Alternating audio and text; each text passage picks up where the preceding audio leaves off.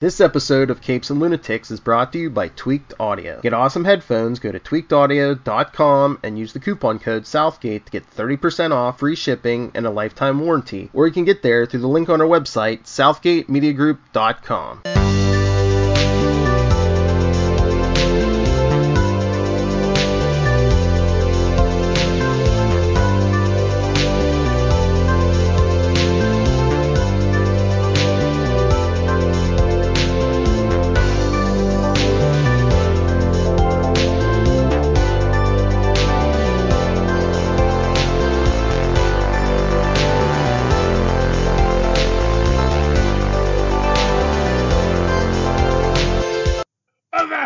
Hearties, and welcome to Full Stream Ahead. I'm your host, Charlie, the Professor Esser, and with me, as always, is my skinny rich friend. It's Mozz. Hey, Mozz! Welcome to The Mandalorian, Chapter 1 on Disney+. No actual synopsis given by IMDb this week. Dave Filoni is our director. Jon Favreau gets our written by for this episode, as well as our created by, and then George Lucas gets our based on characters created by credits. Pedro Pascal, of course, is our Mandalorian. Greef Karga is Carl Weathers. Werner Herzog is the client. Ahmed Abtai is Dr. Pershing, and Nick Nolte is Kuil. Takeo Atiti is, of course, IG-11. Now, IG-11 is the droid bounty hunter, right? Yes, the bounty hunter. Okay, right. Who is really, in my opinion, just really central to the whole piece. Oh, really? Oh, yeah. Honestly, because I'm going to get to that when we get to that part. But the droid is central. That they sent a bounty droid. What is your question, Tristan? Why is technically the Empire still kind of thin? Or is it still in Palpatine's First Order? Well, so the Empire isn't... It's defunct now, right? It's defunct, but this is actually a central question because people are still trading Imperial credits. Because, right, but they do seem to be losing their value. Yeah, they're losing their value very rapidly. There's this idea is, will the Empire rise again? Because a lot of people are like, really? Are we going to just say because they blew up one Death Star, that's all it took to take out the Empire? That's a great point. Wasn't it their only Death Star, though, or did they have many of them? No, they only had the one. Okay. Honestly, it was a boondoggle from the start. I think it's one thing that I think everyone can agree to right now is that the Death Stars are boondoggle. Death Stars, Star Killer bases... I mean, I even think that sure they have the miniaturized planetary cannons on the new, so spoilers for Rise of Skywalker, on the new Star Destroyers, but even that I think was just, it's just a waste of money and time and effort, and really not how you run an empire. Right, there's better ways and more efficient ways of motivating people. Well, exactly. Anyway. So maybe it's not as integral. So yeah, I guess the Empire does have a very good chance of coming back. Well, something will come back, but the real question is, are they going to honor the Empire's death? Because as I will say in this, as I've been saying for a while, because you have a point in this when we get to IG-11, the statement of the manufacturer's protocol. And who is the manufacturer? Because these are weapons that are manufactured and utilized by both the rebels and the Imperials. What type of droid is that other droid? The one about the Chief Yoda? That was the IG-11. He was a bounty droid. No, the other one. Remember? There was only one droid about to shoot. No, Baby. You remember? In the episode where they were doing the rebel prison break. Oh, that was I don't know, buddy. That was a whole other thing. Right. Yeah. That's a show Mozz hasn't watched yet. So I'm sorry. Quiet the spoilers. I'm okay. sorry. It's okay. That's okay. Mozz is only watching these episodes real time, so we have to be cognizant that Mozz hasn't seen everything yet. Anyway, but So that point about the droid and the manufacturer's instructions that are on there. What is his prime directive or whatever is, and why does he make the decision so easily to give up over and over again? Where he's like, I'm gonna initiate my self-destruct. Well, I was like, what kind of droids are these that they give up that easy, or is he just making cold hard logical? Judging of the situation to say, okay, more than likely I will be lost and I don't feel like taking on the risk. Are his risk settings that high or that low? No. It is literally that. He's proprietary technology.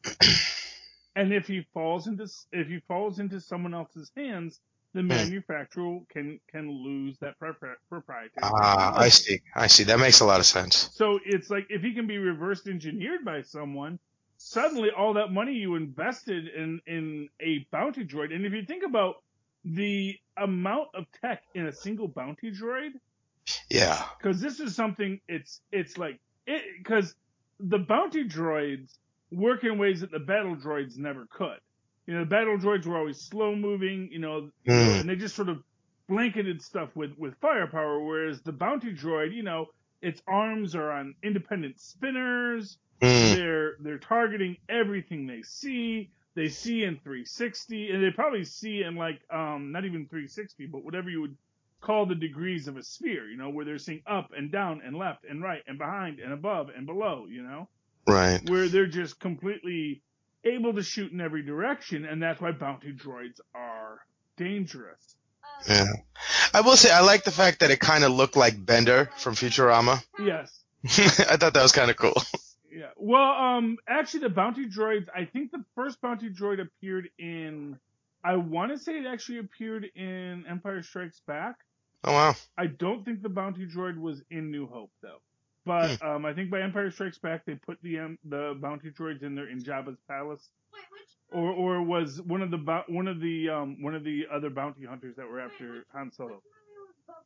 Boba Fett was in Empire Strikes Back and Return of the Jedi and the Christmas special. Oh, wait, Return of the Jedi? Yeah. Wait. It was also in Clone Wars. Did the holiday special come before or after? Holiday special came after New Hope, but before Empire Strikes Back. So that's why that's Boba Fett's first appearance. Oh, wait, I forgot to say. What? Boba Fett's first appearance looks just like the Mandalorian. Yes, the Mandalorian looks a lot like Boba Fett, and they have a lot of similar design features to that holiday special. Yes, they both have the same disintegrator weapon. And another callback in this episode to the holiday special is the blue guy talking about how he wanted to get back home for Life Day.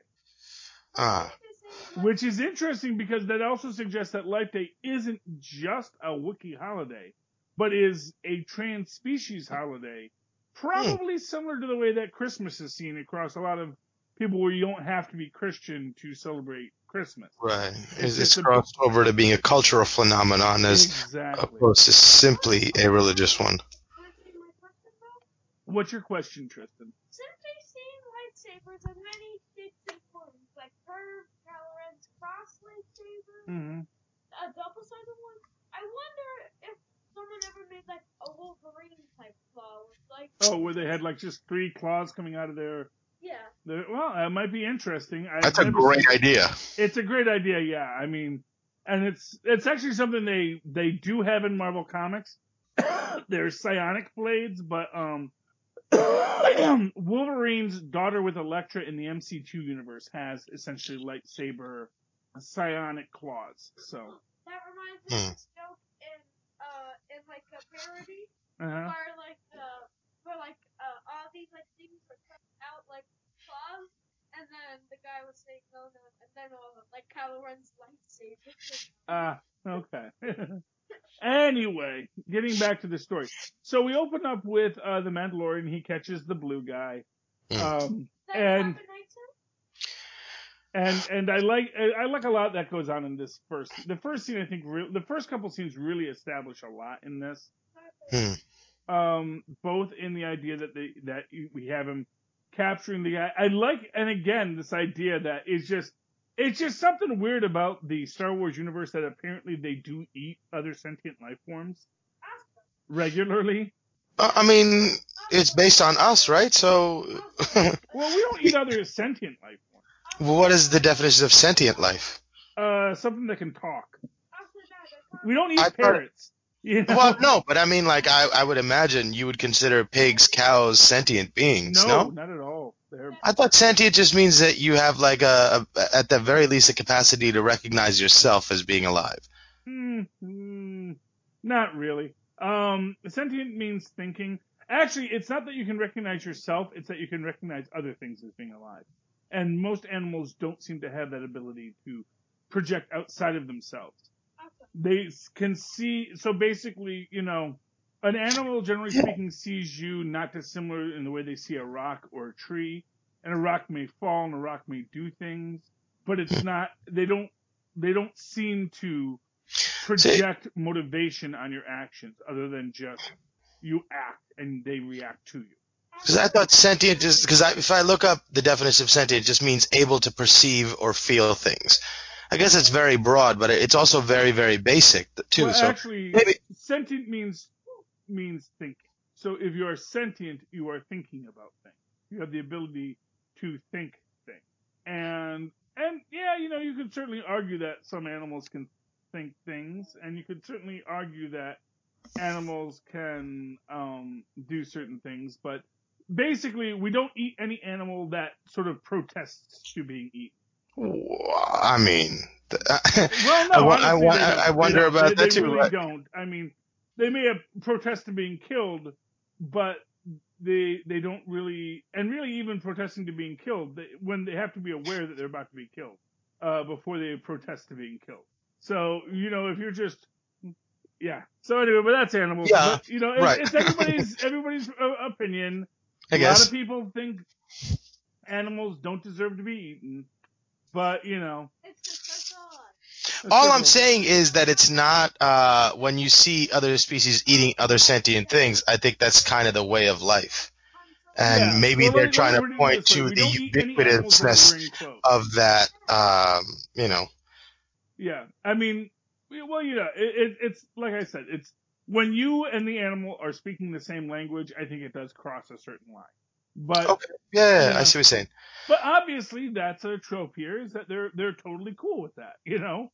Yeah. They're totally cool with eating, and specific, I guess the implication is that, you know, hey, certain parts of other species are just tasty enough. And truth be told, they might have just wanted to remove his glands. They didn't necessarily have to kill him necessarily to remove his glands. Or not even very valuable. Well, yeah, I think they were just going to, like, forcibly milk his glands, I guess? Who knows what they were going to do? I don't even want to know. But he certainly was disturbed enough by the concept. Yeah, no, it definitely seemed like they wanted to cut him open and get his glands out. Maybe that's the delicacy. It's kind of like, you know, it has to be eaten raw or something. I don't know. Who knows and then it's funny that you couple that with the fact that, you know, the way he describes the way he expels waste from his body and the terms he uses and how disgusting they make that sound. And it's just an interesting sort of. Well, yeah, he makes the point that he's molting, and it's very, that he and basically, like, you know, like what's that that's the species in the Orville, the all male ones, how they only pee once every 7 years or something like that, or they pee once a year. Yeah, it's like, yeah, I haven't expelled since. So. Yeah. So anyway, but I also thought it was interesting that he's like, gives him the choice. It's like, you can either go warm or you can go cold. Yeah. Yeah. And it's like, you know, you know, they, you know, and he does get frozen in the carbonite there. It's, you know, because, you know, why are you trying to think you're going to get one over on the Mandalorian? You know? Right. Throughout it, everyone talks about, like, how impressed they are to meet an actual Mandalorian. Right. You know, but everyone seems to think that it's not, well, at least this guy doesn't seem to think it's that big a deal that he's going to get one over on a Mandalorian. You know. Well, also, I mean, like, in that moment and in that situation when you're confronted with that, what other choice do you have? Yeah. It's either that or just lay down and die, and you gotta keep thinking that there's another move on the board that you haven't seen yet. But then when he sees all those people trapped in the carbon haze, he's like, "Oh man, I don't have any moves left." Yeah. And he's like, "Nope, no, you don't, buddy." Yeah, and you know what? To be fair, the guy was just a bail jumper. I don't think that there's a death warrant on him. You know, I think he's just got to go and face the music for whatever last scam he pulled. You know. You know, and it's, you know, and it's now under rebellion law, so who knows what the rules are? It could be like, you know, it could be, you know, a guy has community service, you know, but you know, they do, I like that Carl Weathers does try to pay him in the Imperial credits, and he's like, you know, why do you give me Imperial credits? And he's like, they still spend, you know. Yeah. But of course, it's like Bitcoin, you know. It will spend for now until everyone decides not to take it anymore, and then you got to get whatever the new thing is, you know. That's not to be down on blockchain. I'm just saying that, you know, that Bitcoin will be the winner of the eventual blockchain wars. That's an assumption, you know. It's got highly fluctuating value, and you know, when you can't mine more blockchain, when you can't mine more Bitcoin, I think the price of Bitcoin is going to fall precipitously. But that's just my opinion. Because I think that one of the reasons why people invest in these kinds of currencies is because there's the idea that you could get rich quick. But the second that you can no longer get rich quick, I think that that the value of it's going to drop off precipitously. That's just my opinion. That's just my theory on it. And I think once you no longer have a new source of the product, that's when that's going to really start to unwind the premise. But in this case, our Mandalorian does not want it, and basically he says, "Look, I can give you calamari flan, but I can only give you half the price."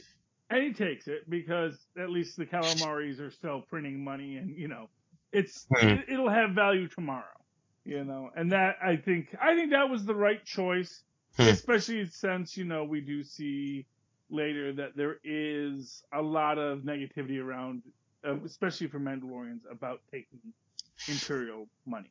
Because they don't like Imperials. No, we actually haven't seen that yet. Actually. Oh no, you do see that. You do see that this one because he gets the down payment. I mean, who does like the Imperialists, you know? Well, obviously the Imperials like him. Right, but I mean, like, and Grief Karma certainly doesn't mind dealing with them. You know, so I think within that structure, it's like, well, you know, why not? You know, their money spends, you know, and for a guy like Grief Karma, that's the question: is does the money spend? You know, am I losing money on this transaction, or am I making money on this transaction?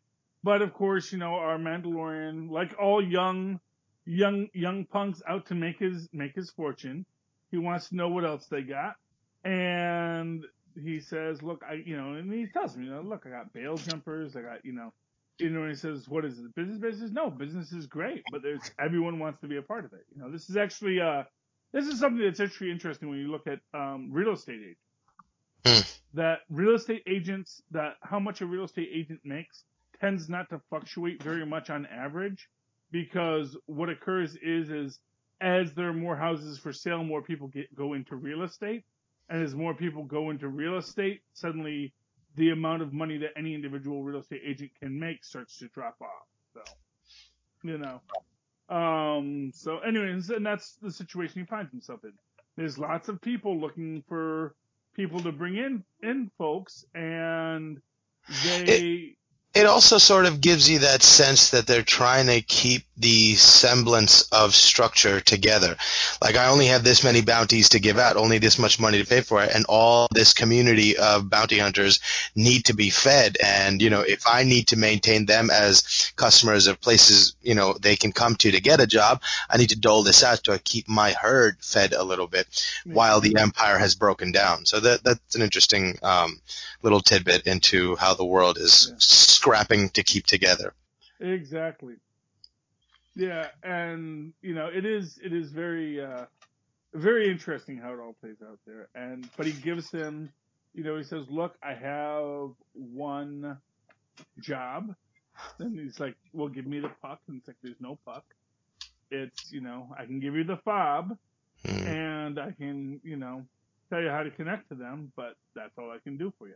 And he goes down to the ex-Imperials. And I do love how you get the Mexican standoff. We got, like, the 6 stormtroopers in their, like, yellowing armor.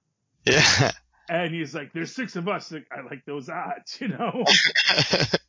Stormtroopers get a bad rap in this. And all these, man, these poor beaten down stormtroopers, man. Yeah, well. I mean, they're like in their broken, their yellowing armor, and you're feeling for these guys. It's like, man, I was a stormtrooper, man, and just no respect anymore. But So, what does he do with that bar of precious metal, whatever it was? He goes to the place and they melt it down and turn it into like a shoulder plate. Yeah, a shoulder plate. And then he donates half of it to his people, right?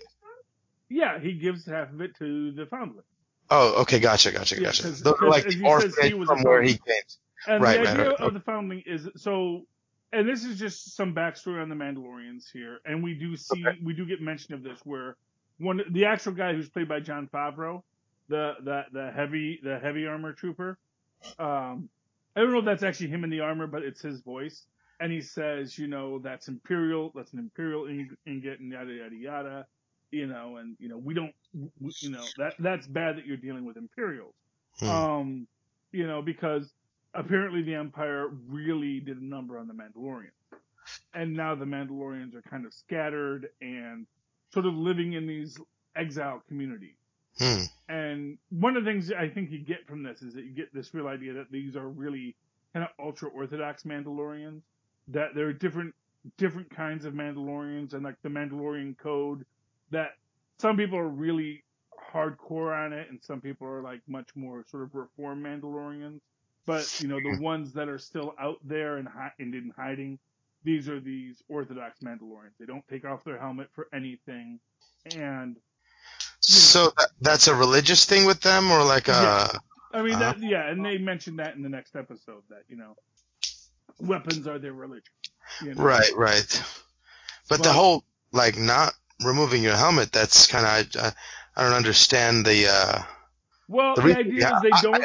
I just took it as it's probably not true, and that's probably just one of those crazy rumors about these, ultimate mythical figures that, they never take off their helmets. Well, but what it is they don't take it off in the presence of other living beings. Okay. So, yeah, okay. That comes up in a couple episodes later. All right. I was going to say he's not people showering with the helmet on. Or... The helmet off, yeah, no. Right, okay. But it's a little more complex than that, but it also is very... it's like any other religious headscarf or religious head covering. It's like, you don't take it off in public. Gotcha. Maybe, when you get home and you're with your wife, maybe you take it off or whatever. But, so now it's interesting. Their whole mythos or their whole narrative of their story for their reason to be is based on a profession, right? That's where the impetus of their moral code comes from. Is from the execution of the job, right? Yeah. Well, exactly. That's cool. They're all guild members, and they make it very that there is a code that they have to abide by. And we're gonna really get, like I said, the depth that we get, man, and it's like amazing. The depth that we get into the Mandalorian code and Mandalorian culture in these 8 episodes, it's so much more than we've ever been given before. That's really cool. And it's so much more complex and beautiful than we've ever been given before. It's kind of like what they did with the Klingons in really more Deep Space Nine than Next Generation, although you got a little bit of it in Next Generation. But you don't really get the Klingon culture till you get to Deep Space Nine and the Worf relationship. That's where you really get into what it means to be a Klingon. Huh. At least I feel, That's really cool. I never watched Deep Space Nine, but that's a very, very interesting thing about it that piques my interest that I would want to go and watch it now. Oh, yeah. I mean, that's like 3rd season when Worf joins. But you really start to get much more into Klingon culture. I think you got a little bit of Klingon culture on Next Gen. I think you got a lot of Klingon culture actually on Next Gen, but when Worf becomes really one of the central characters, because Worf, even as one of the leads, was always playing second fiddle to Geordi and Riker and Data and all the other characters that were there. He was basically like a prop or a weapon. Yeah, and when he gets to DS9, he really gets to expand as a character. And I really feel that that's what The Mandalorian is doing for The Mandalorians here. They're really explaining why they are seen as the cosmic BAs that they are and where it's going to lead to. Now, he gets his ingot, he gets his piece, and they say, has your signet revealed itself yet? He's like, no, not yet. So he goes to track down the 50-year-old mark that they can only say it's somewhere in this area, and he meets Keel, played by was it Nick Nolte? I think that's what you mentioned, yeah. Yeah, Nick Nolte, I believe. Nick Nolte as Keel. And it's really cool how he tracks, how of course Keel sort of walks him, and it's kind of like, it is such a magical troll you meet on the road kind of thing. But in his own way, he has his own motivations. He says, look, this is a planet for people who want to find peace, and since this thing came here, there has been no peace, because all that comes is people like you trying to find it and trying to take it. And this is where I think is like the biggest point of it, is when he actually gets it. When he finds the mark. And there's like 50 bounty hunters holed up in this little place, seemingly guarding it. That's the thing. Were they guarding it, or were they also there to try to steal the prize from him? That's the thing, because they all seem very coordinated. Right, but I thought the sense I got immediately that was, how like Indiana Jones always has Belloc in his rear view trying to steal the credit at the last moment and let him do all the work. And so that's what I thought. They were like a band of guys who weren't as good as a Mandalorian, obviously. And they're like, hey, we'll let him get there. And once he finds it, once he gets it, we'll just take him out real quick because there's so many of us. And then we'll steal the prize and run away. Yeah, except that they were already there. Right, but the other thing is, like, maybe they couldn't get to him for some reason. We see later on that he's pretty powerful. So they weren't able to get past it. Okay. My take on it is, this is Colonel Kurtz. I got a very dark view of Baby Yoda. I'm going to be honest with you here. Oh, how interesting. And I think he is like just sitting there. Because here's the thing that you have to think about with or Yiddle, as I call him Yiddle. Yiddle, the tridactyls, which is what they're generally called, the Yoda species. Tridactyls. It just means 3 fingers, but that's like the only name that anyone can come up with. There's not an official name for them. Okay. But they're clearly hyper force sensitive to the point where you think they've evolved to be force sensitive. They've evolved as a species to just be beings that basically the force is like light or sound to them. It's just one other sense they have, and so they're constantly observing it, seeing it, and manipulating it. And you get this point, he's 50 years old, and he looks like a baby. Right. But is he really a baby, or is he simply a very small 50-year-old, tridactyl that is very aware of the Force's power around him and has basically put himself into the spot where he is controlling all the creatures around him to protect him because he knows he needs to. And he's waiting for one that he can read is the one that will guide him through. And this is the thing, this is what, to me, seals that argument. Because they send a droid for him. And droids can't be force manipulated. So, yeah, that's interesting because being a bounty hunter and everything, the moment he makes the decision not to kill the mark is almost instant, and there's absolutely no hesitation in him. It's like, no, that's what we're doing. And I thought maybe it's just because of some moral code, like, Scarface saying, I don't kill children, that kind of thing. Yeah, well, I mean... But maybe you're saying he was being manipulated by Yiddle? Well, to me, I think Yiddle... Maybe not manipulated. So it's like it's a chicken and egg thing. He may have already resigned himself to the idea is I'm not going to kill a freaking child.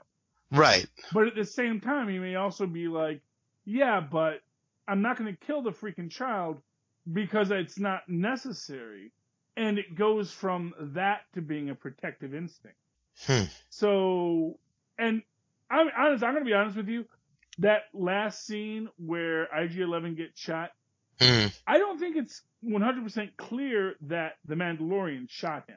I think it's entirely interesting. Well, because Yiddle might be able to redirect the blast from the phaser right back at him. Yeah. Anything is possible in that concept, but I think the sense I got was that yes, he has been alive for a long time, but I think this whole time he is still approaching the world from the perspective of childlike wonder. Oh yeah, but you can have trouble. I don't. Yeah, and like he's sort of when he's forced to in situations, he can react to things that he thinks are immediate, but I don't think he has plans or anything like that. I don't think he's moving. He's not thinking 3 moves ahead, Well, I think that, and again, it comes into what is instinctual. So if the species, and it makes sense so think about this. If you're this highly force-aware species that has this prolonged juvenile state, that on a planet like, say, Dagobah, that probably has lots of predators. And we can imagine that these creatures maybe do have a habit of abandoning their young. And so maybe they evolved with this thing where the way they have survived is by simply controlling the predator. So that when predators come towards them, they say, I'm not the food you're looking for. And I do feel that's what Baby Yiddle does here. Interesting, okay. And I think when the Mandalorian comes, he realizes this is the one that can take me from this place and take me to where I need to be. So maybe he doesn't mess with his mind and he already knew the decision he was going to make. Well, or, a little from column A, a little from column B. I dig it. It's like, it's not so much that he's manipulating the Mandalorian, like mind control, but maybe he is making, is aware that the Mandalorian is more likely to make the choices that are going to be beneficial for him. Right. Maybe he was born with the same superpowers that Puss in Boots was. Yes. Yeah, and and that's what I'm thinking. I think that's where we find ourselves with Mandalorian, and he's got IG-11 gets blasted in the head because, and again, the doctor said, Dr. Pershing says, the client Werner Herzog says, I understand bounty hunting's a crazy business. If you can't bring it back alive, we'll give you half the money for bringing us back proof of existence, And Dr. Pershing's like, that's not the deal. So on one level, the Mandalorian has a very real interest in bringing him back alive. But at the same time, it's interesting that, again, like I said, IG-11 is just like, nope, gonna kill it. Because, of course, from IG-11's perspective, it's a cost benefit. It's like, well, I'll get half for bring it back dead, and it's going to be a lot less trouble to bring something back dead than to bring it back alive. So. Or he might not even be aware of the option to bring it back alive and get half the money. He might have just gotten the order and never had that piece of the conversation where Werner Herzog could have included the other portion of the deal that the doctor wasn't aware of beforehand. Maybe that went out in, as a simple typed out message, and the order was received. Yeah, I do wonder with a bounty droid if they are independent or if they're owned by somebody. So someone owns a bounty droid and they send their bounty droid out and then they just collect the profits. Anything's possible, but we don't know because IG-11 gets shot in the head at the end of this episode, and that's how we end it. Yeah, and we don't know that that's where his, vital organs lie. We just assume, but his central processor could be in his chest. Well, and it's entirely, but we can assume that he has been incapacitated. Mm-hmm. Regardless of anything else. He is certainly no longer actively going to be available for bounty hunting the rest of this episode. So, yeah. So any final thoughts on tonight's episode, Mozzie? No, it's really shot well, it's directed well, and they know how to tell a story without, words for long stretches of time, which is sometimes really, really nice to be able to see someone take care to tell a story, and I'm enjoying it so far. I mean, it's so heavily influenced by the spaghetti westerns of the 70s, and this is, and which is great because that, of course, was an influence on Star Wars, and of course, the inspiration for those spaghetti westerns were the old Kurosawa samurai films of the of the 60s. So or the 50s and 60s, as Kurosawa made these great samurai films, which were basically Japanese cowboy films. Right. And then and then all these guys in the U.S. and Italy. So let's make those, but we'll make them set in the Old West, and that with guns as opposed to swords. Yeah, well, both do damage. So yeah, and it's really lovely. This was, in my opinion, kind of a perfect first episode for this series, and it's so clear why they led with this as the first Disney Plus original, and and I think it's really telling that they said, you know what, let's have Jon Favreau start this. And, of course, Jon Favreau is also the guy who started the MCU. Right. I mean, the man with the golden touch. Yeah, exactly. I mean, Jon Favreau is really just... I think he's the guy that really set the tone for the Marvel Cinematic Universe. And Without he sets a great new tone for Star Wars. Have you seen Rise of Skywalker yet? No, I have not. Okay. A lot of mixed things. Well, here's what I'll tell you.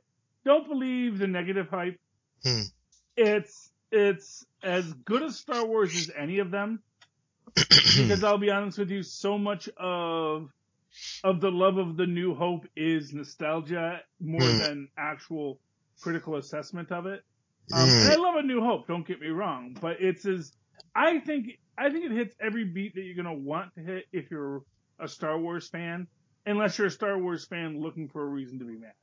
If you're not looking for a reason to be mad, this hits the notes. You go, oh, I like how they did that. I like how they did that. I like how they expanded the mythos and defined things in a nice way.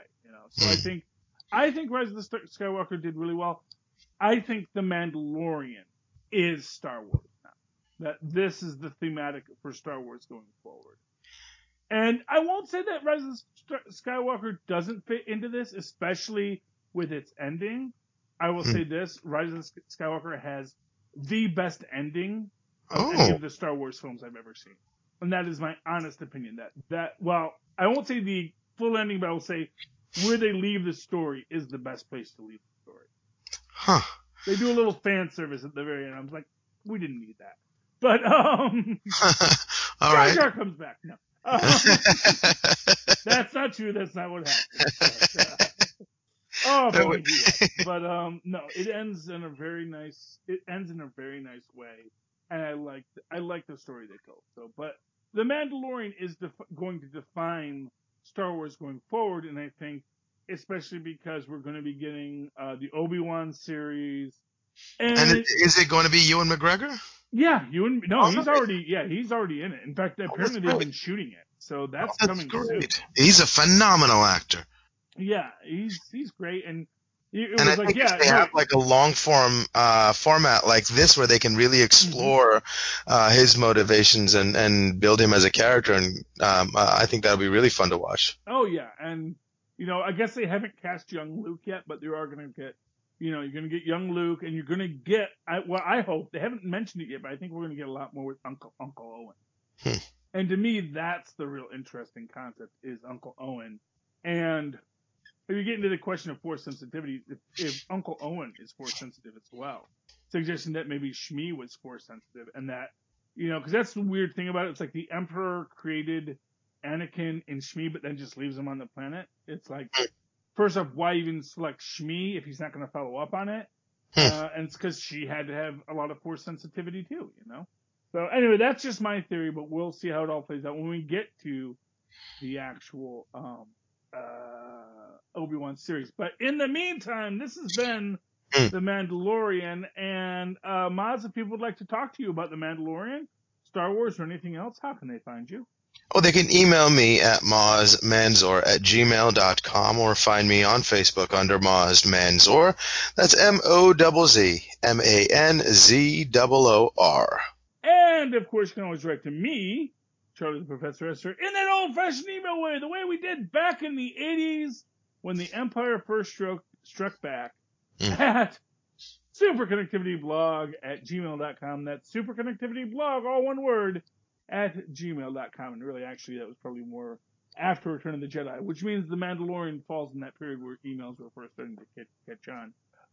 And, of course, follow me on Twitter as I live tweet things if I ever feel like it. @Charlie Esser, as everything's getting more streaming. It's harder to say what's going to be next, but that's CHARLIESSER. Look for the 2 E's in the middle. For quality. Bing! All right, you landlubbers. You made it to another episode of Full Stream Ahead. Please board us again next week. Arr.